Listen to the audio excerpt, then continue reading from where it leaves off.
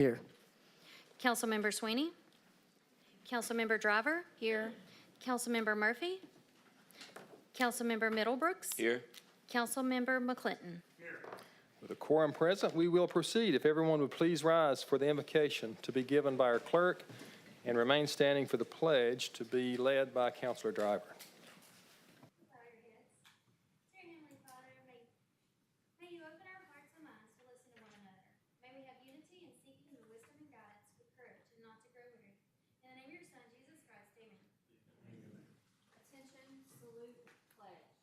I pledge allegiance to the flag of the United States of America and to the republic for which it stands, one nation, under God, indivisible, with liberty and justice for all.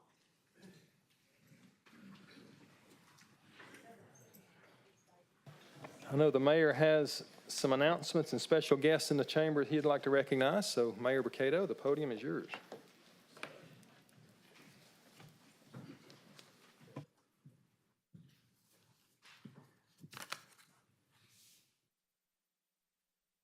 Thank you, Mr. President. I would like to invite representatives from the National American Indian Heritage Group, Jan Hicks, Susan Scrifes, Lori Berryman, Pam Parker, and Fran Quarles, if they would come up to the front, please.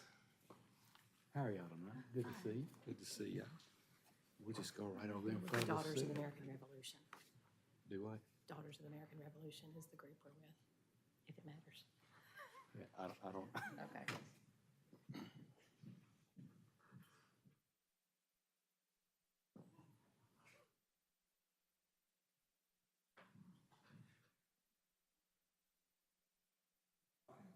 We'll make sure we're not proclaiming the wrong thing.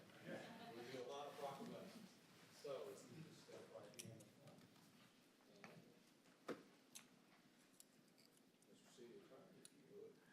Whereas the history and culture of our great nation have been significantly influenced by American Indians and indigenous peoples.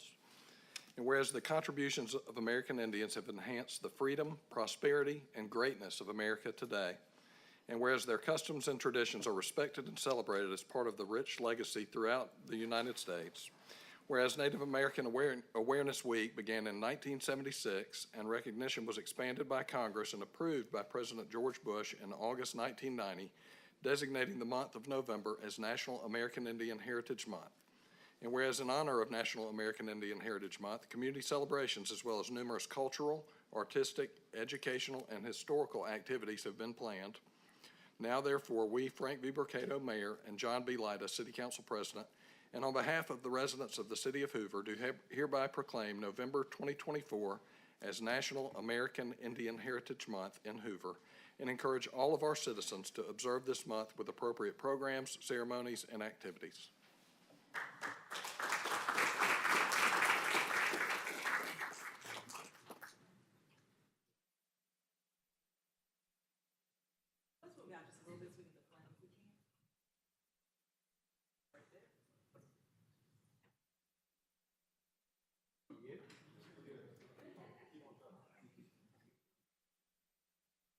And then can you sit on either side of the flag? Yes. Okay. Excellent. That's great. Here's our one. Count to three. 1, 2, 3. 1.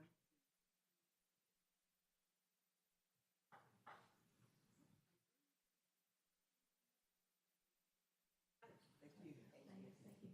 Thank you.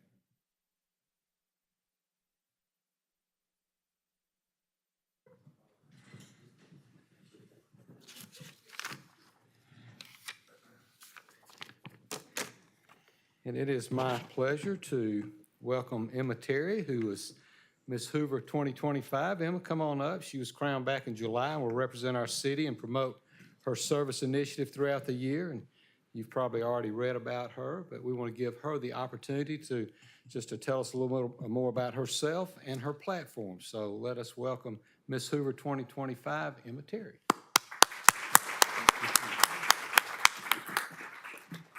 Well, thank you for such a warm welcome, and thank you, Mayor Bricado, for a fantastic introduction. It's been such an honor over the past couple of months to represent this incredible city. And walking in tonight, seeing familiar faces and seeing so many people that I already know, it makes me so excited for the year to come and so grateful for the time that I've already had as Miss Hoover. So I guess you're wondering, well, you wear a crown and a sash, so what does that mean you actually do in our community? I have a community service initiative that I promote. It's called Stomping Out ALS One Step at a Time. Is anyone in the room familiar with ALS, amyotrophic lateral sclerosis? Okay, great. It's so good to see some hands. So my grandfather had ALS. He passed away this past April, and I served as one of his caregivers for really as long as I can remember.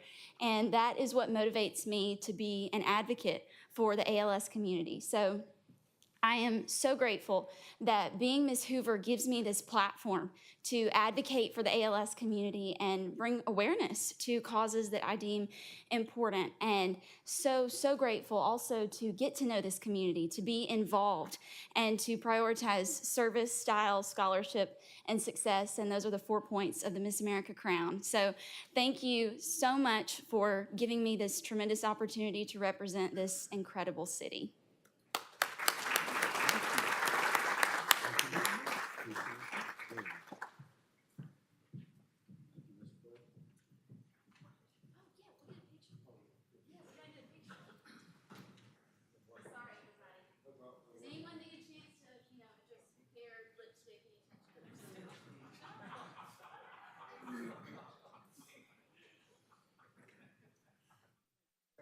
Several. 1, 2, 3.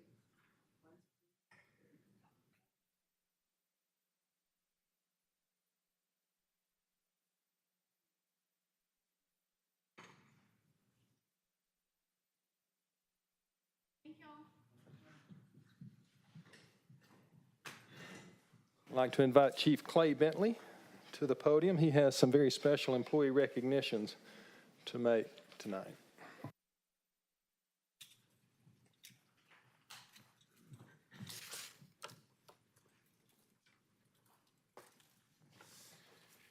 So thank you, Mr. President and Council. Tonight, I'd like to recognize 7 individuals who were deployed during the Hurricane Helene event to North Carolina. But before I do that, I just want to say a couple things about the technical rescue team that you may or may not know. The Hoover Fire Department and the City of Hoover has operated a technical rescue team since the mid-90s. And as the team has developed and grown, we've kind of grown into an agency that is very skilled, and it's a team that our community desperately needs. We certainly appreciate the support that the City Council gives us, although sometimes we get funding from the state or from the federal government. Most of the funding that comes to keep this team moving and going forward is from the council and the mayor's office, so we certainly appreciate that. The technical rescue team is housed at Fire Station 4, and there's about 37 members of that team who work tirelessly to keep their skill level up.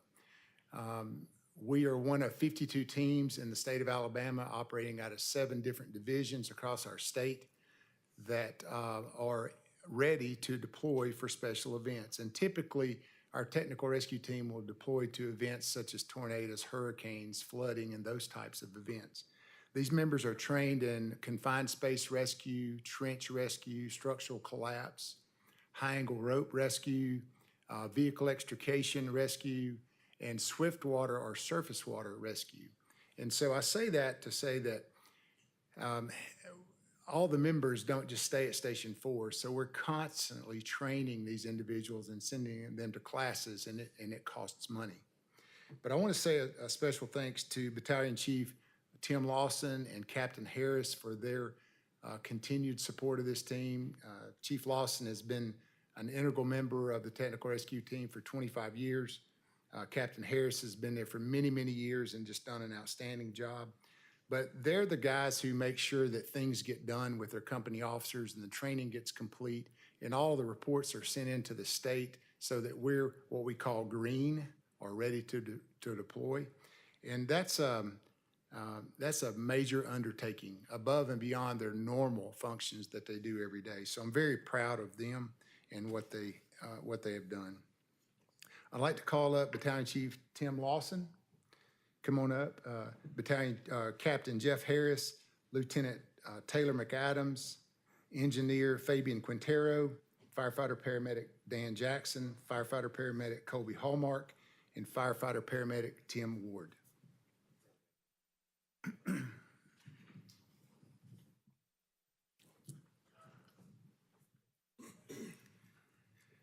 These individuals were deployed to North Carolina, as I said earlier, and a couple of these members were deployed back in August to Leonard County in Tallahassee, Florida, for the Hurricane Debbie event.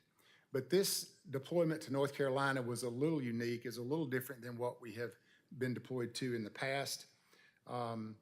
Chief Lawson called me a day or so before and said that North Carolina had been requesting or was going to request 3 different Swiftwater teams to deploy to that area. And for someone from this area to go that far north is a testament to our team, I think. Typically, we stay kind of in the southeast, and if you think about the fire assets that are available in that area of the United States, that's pretty remarkable. And as we have developed over the years and worked through this AMAS program through the state, we've become very competent and work well with other cities.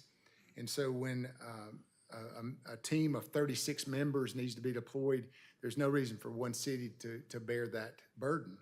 And so we teamed up with the city of Calera, Vestavia Hills, Homewood, Mountain Brook, Prattville, and Birmingham to send 3 Swiftwater teams to the area. Our members left on September the 26th and drove through the night. When they arrived in North Carolina, they went to the command post and they were given a briefing, and then they were quickly airlifted by helicopter into a remote area outside of Asheville, called the Black Mountain Community, or Chimney Rock. Our members worked there tirelessly for 6 days, and I think that the work that they did there that week truly made a difference in people's lives, and we are very grateful for them and that deployment. Tonight, we want to recognize them for the work that they did, and not only do we want to give them a certificate for the work that they've done, we also want to give them a Medal of Merit. We have two honors that we issue in our department: Medal of Merit and Medal of Honor. Medal of Merit is recognizing firefighters of the Hoover Fire Department who have distinguished themselves in their duties in an outstanding manner that resulted in a positive outcome for the department or citizens that we serve. The firefighters' actions of humility, duty, cooperation, both personally and professionally, have set them apart from other personnel. We are grateful and honored for you guys and what you do and what you stand for. And I would like for you to join me in a round of applause for these individuals.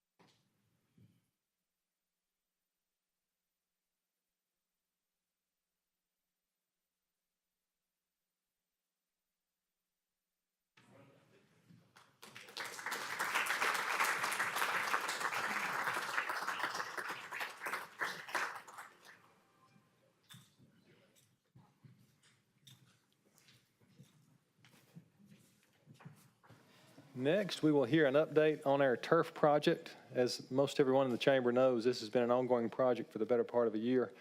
And tonight, I'm told we're putting a ribbon on it and a report of completion. So I think we have representatives here to speak on that. I'd welcome you to the podium. Oh, Aaron, you want to introduce them? Okay. Ms. Colby. No problem. Good evening. So in August 2023, we started a project to install turf on 9 of our fields throughout the city. This included the 2 high school baseball fields, 3 baseball fields, or 3 sports park fields, and a softball park. This was a $9.6 million project, and as you mentioned, it is now complete. We are very excited about that. Lathan Architects, HMP Landscape Architecture, and Warner Athletics assisted with this project, and I'm happy to introduce Sean Kalma with Lathan Architects to show you the presentation. First of all, thank you, City Council, Mayor, for having us involved in this project. We really appreciate it.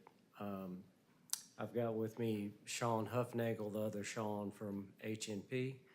If there are any technical questions, he's put together a short video to show aerials and drone shots of your fields.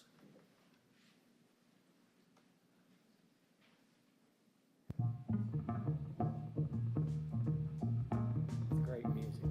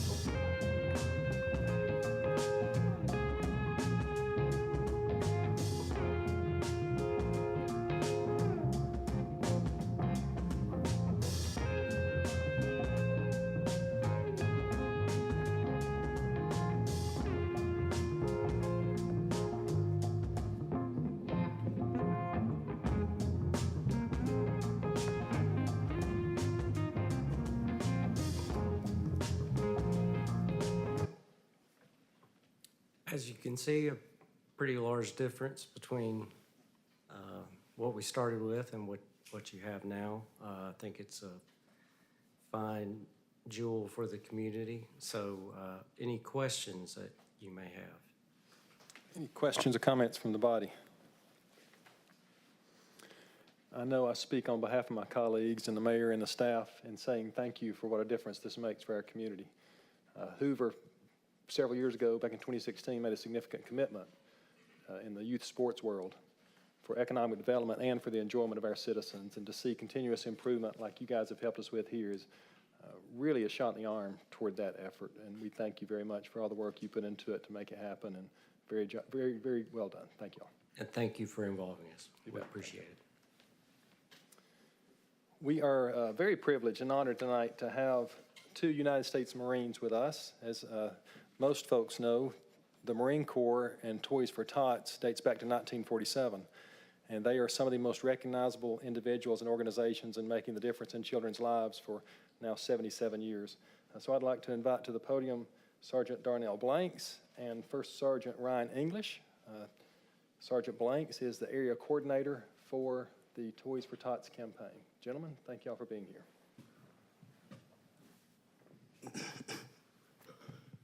Bit tall. Good evening. I'd like to say thank you, Mr. Mayor and City Council, for allowing us to speak this evening.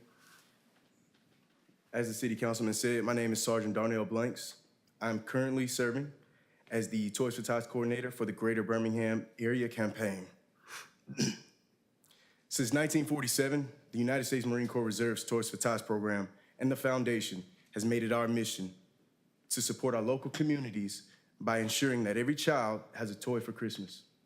Each year, with more and more support and passion from the coordinators and volunteers around the country, we get closer to that goal. During last year's campaign, we, the Greater Birmingham Area Toys for Tots campaign, were able to support almost 13,000 children. This year, we would like you guys' help to make a much larger impact, whether that be through monetary donations, dropping toys in boxes at any of our drop sites, or giving your time by volunteering or hosting an event. Your support will go a long way in helping us to accomplish that goal. For more information about applying, to get involved with the local campaign, or requesting a toy, you can call 211, where the United Way of Central Alabama assists us by providing information to the public about our website and the campaign. For more in-depth details and questions, you can also contact us using the information in the contact section of the website. As you can see, that's my personal Toys for Tots number listed right there, as well as the email. If you send anything to those, to that contact stuff, that'll come directly to me. Like I said, that's for more in-depth stuff. If you have anyone who's looking to just learn how to donate or specifically how to request for a toy, they can always, like I said, give 211 a call. The United Way has been well equipped with all of the information that is available to them as far as knowing exactly how to do that. Also, I provided a couple of forms here, a couple of flyers here to the city council members. They also have QR codes at the bottom, just to make things easy. Things such as they have the QR codes show the website, the homepage for the website, which you can see right here. It also shows where to donate, or if you click on donate, you can click on donate, either one. It'll take you directly here, where you can learn to, where you can see exactly where all the sites, the toy drop sites are. Currently, it should have all of the approved sites on there, but those things like update every day. Every single day, we get more people signing up to be drop sites, more people signing up to be volunteers, as well as, of course, more people signing up for toys. So to meet that demand for the toy request, we always ask for more volunteers, for more donations, of course, and just for more people to just show a little passion for those less fortunate than ourselves. Thank you, guys, and Semper Fidelis.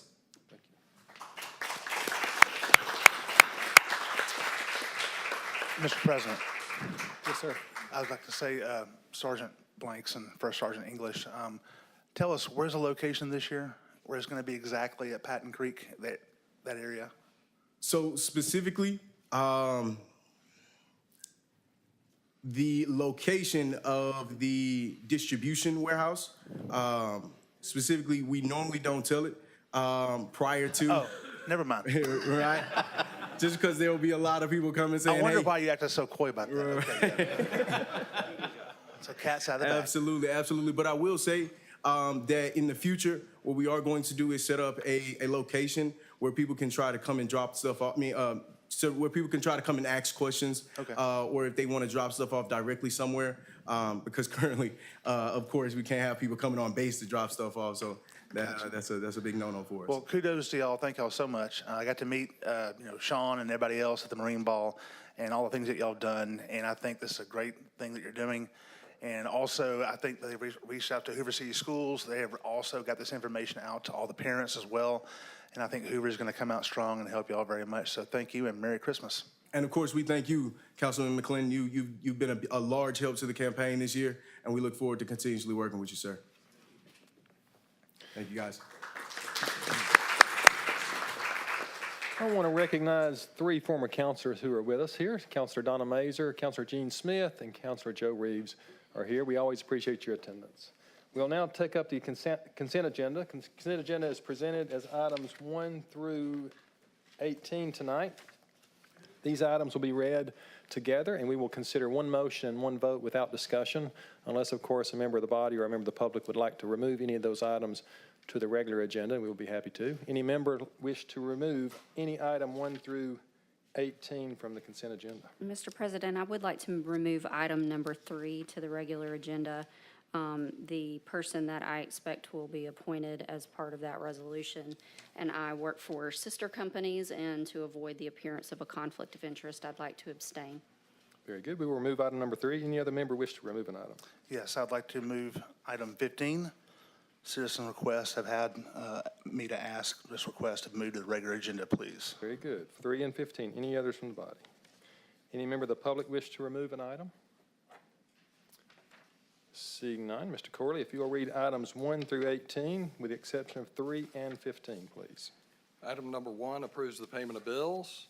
Item 2 is the approval of minutes from the October 17th, 2024 work session and the October 21st, 2024 meeting for approval. Item number 3 is resolution number 828824, appointing, we're moving that one to the regular. Resolution number 830424 reappoints Lori Martin to the Library Board of the City of Hoover for the term ending on the first day of December 2028. Item 5, Resolution 830524 authorizes Mayor Brocato to execute an agreement with Davies Claim Solutions for renewal of the property and casualty insurance. Resolution 830624 authorizes the mayor to execute and purchase the stop-loss insurance for the City of Hoover from Travelers Indemnity Company and Travelers Property Casualty Company of America for casualty insurance coverage. Resolution 830724 authorizes Mayor Brocato to execute an agreement with Alabama Wildlife Center, Inc. to provide consultation for wildlife emergencies and care for wild birds, wildlife, and low-risk native mammals in an amount not to exceed $8,000. Resolution 830824 authorizes the mayor to execute an agreement with Crime Stoppers of Metro Alabama, Inc. in an amount not to exceed $5,000 relating to the solicitation and collection of information concerning various types of criminal activity within the city and the prompt and expedient transmission of such information to the police department. Resolution 830924 authorizes Mayor Brocato to execute an agreement with One Place Metro Alabama Family Justice Center in an amount not to exceed $5,000 for the provision of services to victims and survivors of domestic violence and sexual assault in the city. Resolution 831024 authorizes Mayor Brocato to execute an agreement with the Prescott House in an amount not to exceed $4,000 for the provision of services to children in the City of Hoover who have been victims of physical and sexual abuse, severely neglected children, and children who have witnessed a violent crime. Resolution 831124 authorizes Mayor Brocato to execute an agreement with the Humane Society of Shelby County in an amount not to exceed $24,000 for the provision of services for the humane care of animals. Resolution 831224 authorizes Mayor Brocato to execute an agreement with the Bessemer Cutoff Advocacy Center, Inc., doing business as Clay House Children's Center in an amount not to exceed $4,000 for the provision of services to children of Hoover who have been victims of abuse.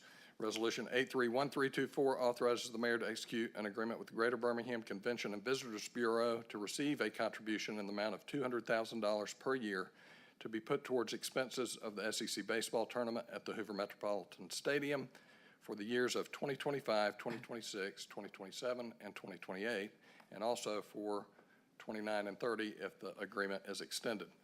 Resolution 831824 amends the budget for the fiscal year ending September 30, 2025, as shown in the attached Exhibit A, for contribution of funds from the Greater Birmingham Convention and Visitors Bureau for the SEC tournament. Resolution number 831524 amends the budget for the fiscal year ending September 30, 2025, as shown in the exhibit for repair of the access pole and lights at the Sertoma tennis courts. Resolution number 831724 authorizes the mayor to execute an agreement with Matt Tomberlin for accreditation, consultation, and work for a period of 1 year effective December 1st, 2024. Resolution 831924 provides for a process and guidelines for acceptance of sidewalks within the city of Hoover for maintenance. Mr. President, I move for approval of the consent agenda. Second. We have a motion and a second for approval. All in favor say aye. Aye. Any opposed, nay? The ayes have it, and the motion carries. We'll now move to our regular agenda, beginning with item number 3, resolution number 8288-24. Mr. Corley. This resolution appoints Janine Bailey as a member of the Downtown Redevelopment Authority for Place 4 for the term expiring on December 31st, 2025. Mr. President, I move for approval of resolution number 8288-24. Second. We have a motion and a second. Any discussion from the body? Any comments tonight from the public? All in favor say aye. Aye. Any opposed, nay. The ayes have it, with Councilor Driver abstaining. We'll now take up item number 15, resolution number 8314-24. Mr. Corley. This resolution amends the budget for the fiscal year ending September 30, 2024, as shown in Exhibit A, for payment to Kroll Associates, Inc. for forensic review services. Mr. President, I move for approval of resolution number 8314-24. Second. Have a motion and a second. Any comments from the council? Yes, sir. Ms. Cornett, just for my colleagues, since a lot of them couldn't be here for Thursday, just wanted to confirm, appreciate the presentation that you did. Very admirable and very thorough. Thank you very much. But as we all know, that we have been receiving lots of emails, well over 250, of citizens who are concerned and would like to have Kroll come in and answer questions. Will the administration commit to having Kroll come in and have like a town hall or some kind of a meeting with the citizens? I think that's probably not a question for me. Mr. Mayor. So the answer is no? Speak on the microphone if you don't mind.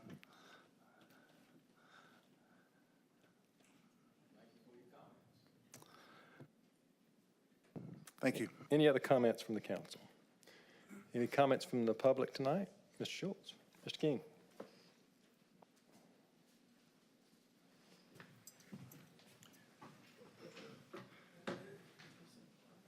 $200,000+. Name and... Ken King, Rossbridge Parkway. Thank you, sir. So just kind of reset the table again. This forensic audit didn't come out of thin air, right? So when the city decided to bring on a brand new CFO, somehow things weren't the way they should be in the finance department. There was a lot of smoke. There was a lot of innuendo about misappropriation, about fraud, about lots of things. And so what happened is that someone agreed to a forensic audit. I'm assuming the council, the mayor's request, they agreed to a forensic audit. I don't know if Ms. Cornett had something to do with it. She was new in the role. I would have wanted an audit if I was going to be the new CFO of a company this size. And so the public doesn't know about the forensic audit. It's really a secret. It comes out. So once it comes out, what ultimately ends up happening is they bring in one of the top firms in the country, in the world, the same folks that helped track down Saddam Hussein's money, right? Best firms in the country. They come in and they review the city's finances. And they find a boatload of stuff. They find it's a train wreck. They find, literally, they can't find thousands of emails that have been conveniently deleted. They find a misstatement or overestimate of the money in the general fund by $30+ million. They find poor systems, bad systems, bad accountability. They find a bunch. And the mayor comes back and says, when they give the report, he comes back and says, they said we didn't steal anything. All's good here. As a Mr. McClinton, as a financial advisor, if someone was looking for your services and you put on your website, I won't steal from you. Give me your money, trust me with your money, because I won't steal from you. I don't think you get a whole lot of clients. You probably wouldn't get a whole lot of folks that trust you or want to see you or trust you with their resources. And so what happens out of this is then we ask, hey, when they came and charged us $200,000+, they asked, we'll be more than happy to come back and answer any questions the public may have. And so you just saw the mayor's response. He wants to sweep this under the rug. He doesn't want people to know the fact that the city's finances were a mess. In fact, thank you, Ms. Cornett, for your leadership, working with your folks on the council, maybe the mayor, maybe not, for at least acknowledging you want to try to address the myriad of findings. Unfortunately, you can't necessarily trust the fox to guard the henhouse.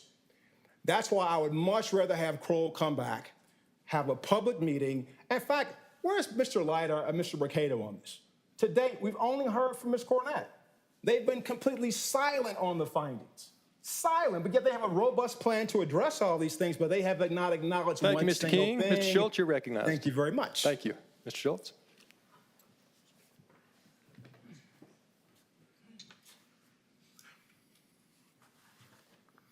I'm Robin Schultz in Bluff Park. At the 10/31/24 work session, just want to recap what was said. Mr. McClinton said that Mr. Slovic, the representative from Kroll, who addressed the council, indicated he'd be happy to come back and answer questions from the public. Mr. McClinton then asked Ms. Cornett if the city had considered having him come back. Ms. Cornett paused and then said, yes, we've considered it and decided no. He then, like tonight, asked the mayor, to which the mayor responded, we've given our report. At the 10/21/24 council meeting, Ms. Cornett presented a report, according to her, the first of a series of quarterly reports on the Kroll audit. She opened with the following remarks. First, I'd like to say that the city is totally committed to transparency and accountability in responsible government. She went on to say that by publishing the report and making it available to the public, it is a prime example of this. I want to quote one of my favorite senators, Senator John Kennedy of Louisiana. Senator Kennedy, we're in the room listening right now, he'd say the following. You have to watch what people do, not just say. Everything else is just cottage cheese. Several years ago, the mayor published a video that talked about that the city operated under a set of core values. And core value number 5 was about transparency and accountability. Does the city operate under core value number 5? Because $236,152 is not something that the people should not be permitted to ask questions about.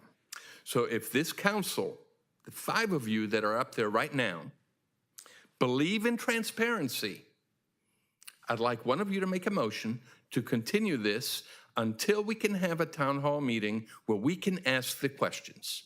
And then we can really see if we're being transparent and living up to core value number 5, or if this is just nothing but cottage cheese. Thank you. Yes, sir. Hello, Mayor, President.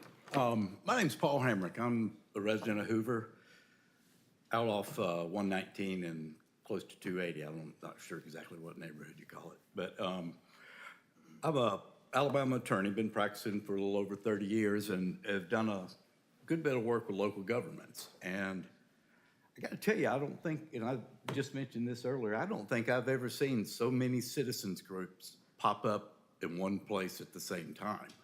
And I've noticed it, and I certainly hope that you guys have. And Councilman McClinton, I wasn't the one that made the request to take it off, but thank you for taking this off the consent agenda, which is, I hadn't planned on speaking, but that is why I showed up. I don't think I've ever seen anyone try and avoid any questions on something as serious with the consequences that a forensic audit has. I mean, We all know what one is. You don't have a forensic audit because you're looking for a problem. You have one because you got a big problem and you're worried about how to deal with it. Mr. Lyda, you're the president of the council, which I think kind of makes you the ringleader. One thing you have not said is why you wanted to have this forensic audit. And I'd like to know what those reasons are, because I would have to agree with one of the things that was said, the destruction of public documents, that's not up to an auditor or somebody to decide. That gets referred to proper authorities, and maybe it has. But the common sense idea, and sometimes the common sense ideas are the ones to go with, is what you suggested. What Robin mentioned, why not have a public hearing and just let people come ask the basic questions like why, I don't know that the amount's outrageous, but forensic audit's pretty serious. And somebody gave me some advice a long time ago, and I think it's very valid. If you don't have anything to hide, stop hiding stuff. Thank you. Thank you, Mr. Hamrick. Any other comments? Yes, sir. Name and neighborhood? Sure. Yes, sir. John Kerr, Blackridge. I came here tonight without plans to speak. Came here tonight to support my friend Mr. King, who was speaking, but I feel obligated and obliged to speak. He and I find ourselves on opposite ends of the political spectrum on so many issues. When I watched his speech last time, the response back to him was that this is political theater and that this was politically motivated. And so I'm here to say, for the record, loudly and publicly, government transparency, especially local government transparency, is not a political issue. Government transparency, government accountability is not a matter of politics and political theater. You spent $200,000 of our money to tell us that we have problems. We have the right to ask publicly and to hold you publicly accountable to what those problems are and what the resolution to those problems will be.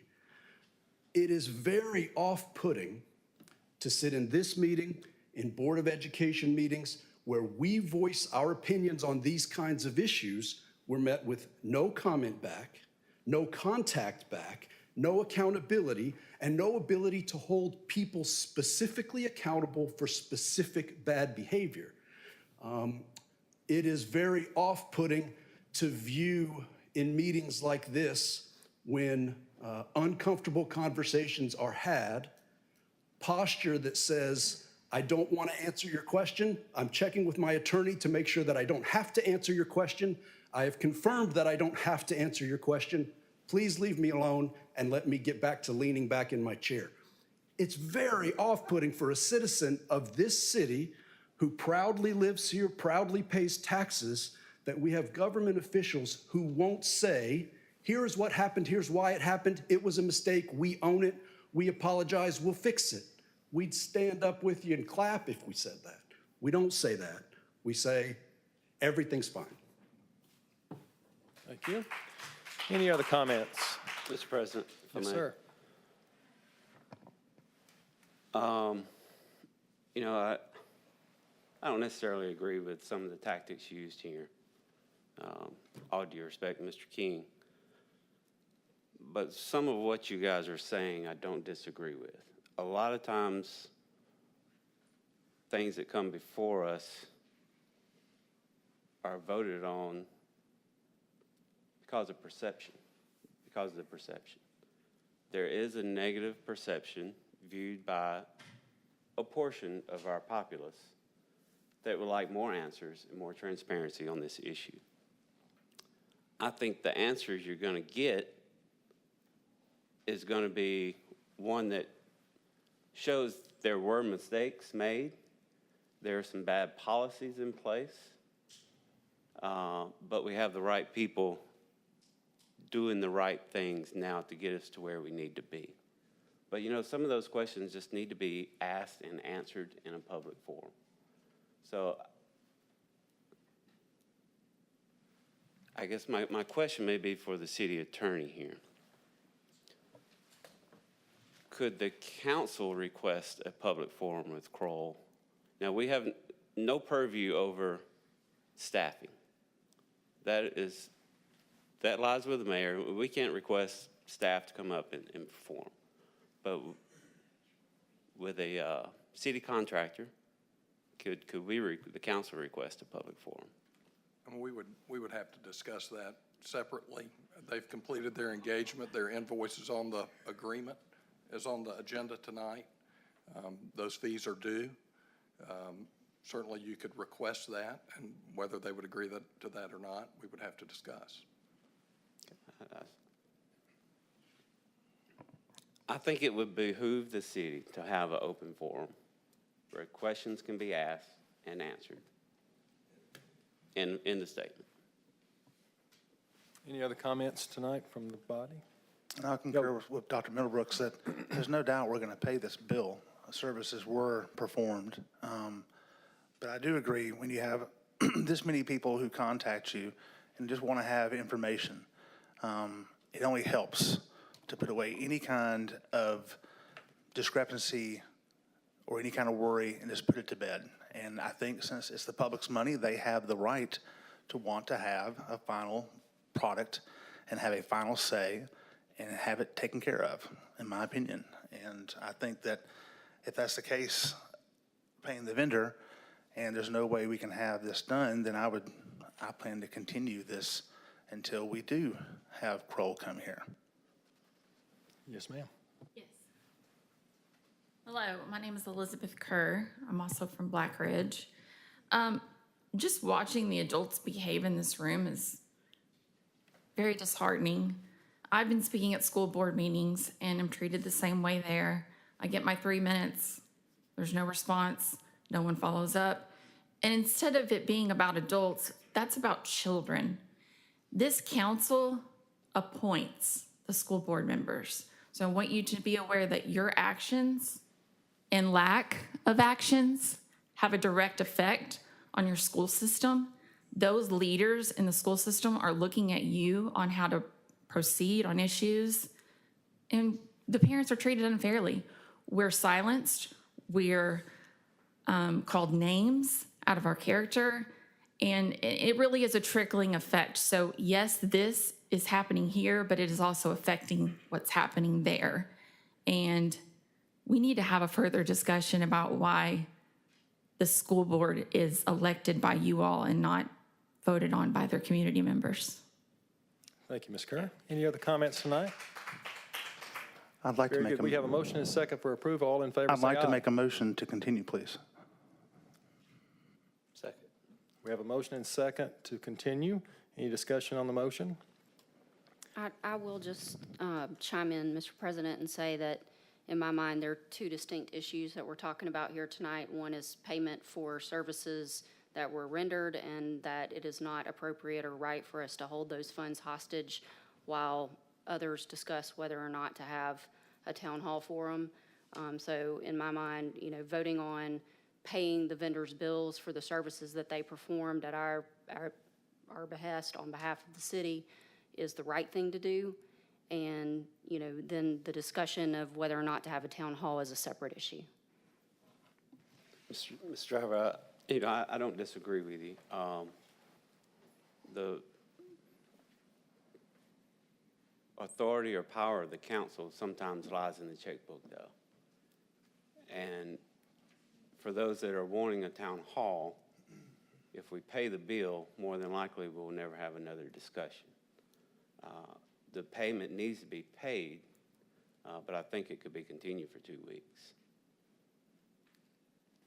Does payment of the bill guarantee that a town hall would, Kroll is due to No, be that's paid for for the services, rendered. that's for services rendered over several months, and the payment is due now. And certainly, if you wanted to bring forward a resolution or an agenda item to have a town hall, we could discuss that with Kroll and have a separate engagement for that. Okay, very good. Any other questions or comments about the motion on the table to continue? Hearing none, all in favor of the motion to continue, say aye. Aye. Any opposed, nay? Nay. Nay. The ayes have it, and we will continue for 2 weeks. We'll now move to item number 19, resolution number 8322-24, Mr. Corley.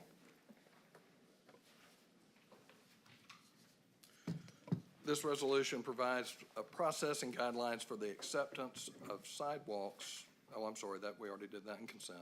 Resolution 832224 approves and assents to a declaration of vacation of a utility easement located on the property at 270 Shades Crest Road.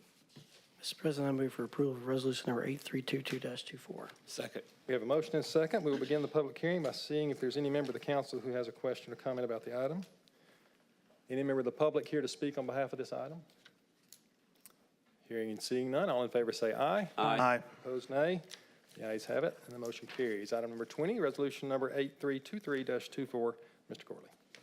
This resolution approves and assents to a declaration of vacation of a storm easement located on the property at the Preserve Phase 15 resurvey of Lot 613.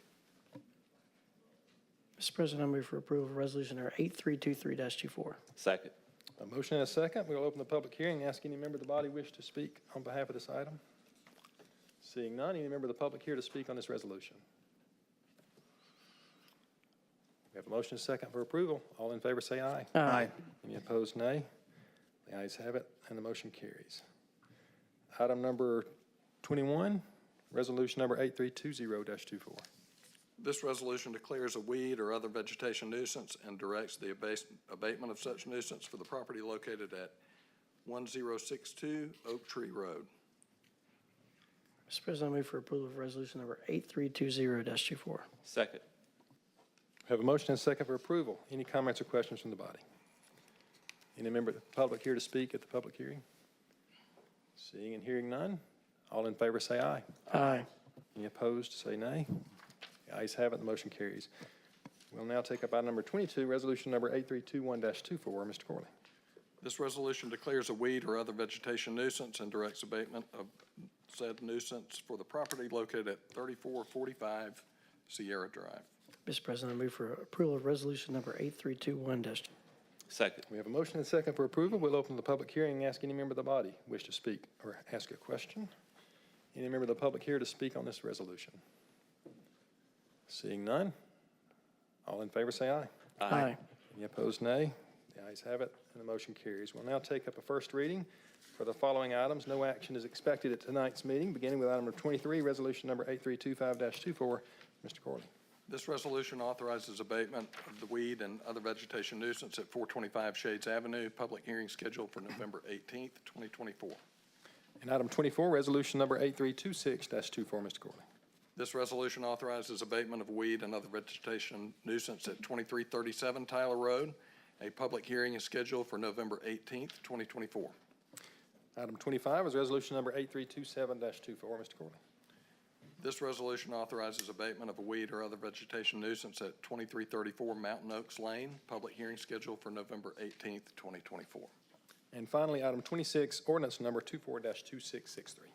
This ordinance zones the property located at 2985 John Hawkins Parkway to Hoover R1 Single Family Residential with certain conditions. Very good. We will consider these items at our next meeting 2 weeks from tonight. Ms. Mazur, would you like to begin with public comment? Public comments. We will entertain that now. Yes, ma'am. I guess it's my turn.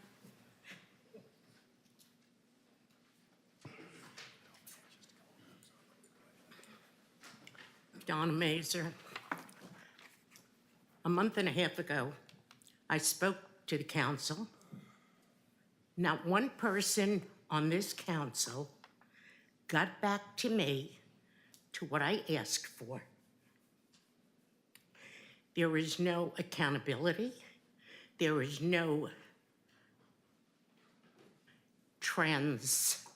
there's nothing from this council. There's nothing from this city. Transparency is out of the question. Sound financial management is out of the question. What I would like to know is, you have people talk like I am right now, and not one person on this council will ever answer a question. I want to know when that happened, that there are public comments and no one from the council answers. I was on this council 20 years ago. there is not one resident, there was not one resident who would talk like I am right now and did not get an answer from someone on the council.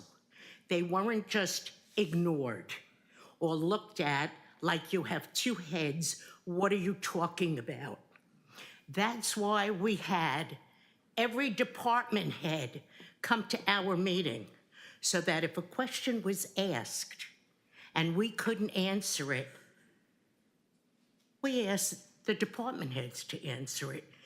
You people have to realize, I don't report to you. You report to me. This is my house. This is not your house. You're only here because we elected you to be here. Next year is another election coming up. And you better look closely at what you people are doing, because you are doing nothing at all. And you ignore people, you are rude, you are inconsiderate, and I want to know when that changed, when it became that if someone's talking, you don't have to answer them. And that's what I want to know now. I don't want to wait for someone to call me. I want an answer now. Did you set it up, Mr. Lyda? Did Mr. Corley set it up that you don't have to answer to anyone? You have to answer to me and every other resident in the city of Hoover. We don't have to answer to you. Ma'am, appreciate your comments. Any other comments tonight? Thank you very much, Mr. Lyda. That's what I expected Any other from you, comments? and you didn't disappoint me. Any other comments tonight? Any comments from the council tonight? I just want to respond to Ms. Mazur real quick. Ms. Mazur, the last time you got up and spoke after the meeting, I came back and handed you my business card, had my cell phone number. And I gave you my phone number, and I gave my phone number to Steve. I never heard from anyone. Ms. Mazur, I'm sorry. I don't want to get back and forth, but you didn't give me a Ms. number. Ms. Mazur, please have a seat. Councilor Middlebrooks is recognized. Ms. Mazur, please have a seat. I never heard from Ms. you. Mazur, please have a seat. But I want to explain that we operate under the Robert's Rules of Order, and Mr. Lyda is the council president. Therefore, he basically runs the meetings.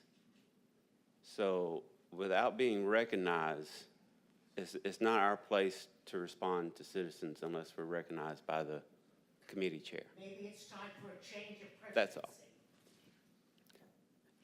And you were just asked to be recognized, and were you recognized? I was. Have you ever not been recognized? I've never not been recognized. Thank you, sir. Any other comments from the council tonight? Very good. We're adjourned.